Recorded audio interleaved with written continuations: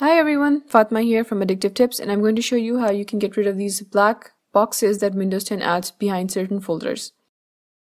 So there are a couple of things that you need to do to fix this. The first is open the disk cleanup tool and make sure that the thumbnail option is selected. Click OK and confirm that you want to delete these files.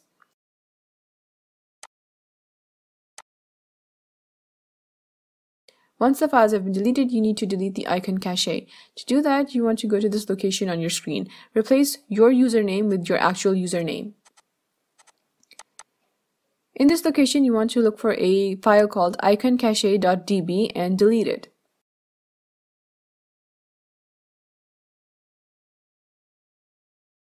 The third and final step is to open File Explorer and go to this location that you see on your screen. Again, you want to replace your username with your actual username. You might not be able to delete all the files here, but go ahead and delete the ones that you can and skip the ones that you can't.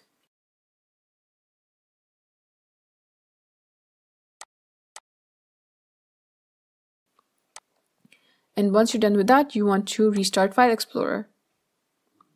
To restart File Explorer, go to Task Manager, and on the Processes tab, you want to select Windows Explorer and then click this Restart button down here.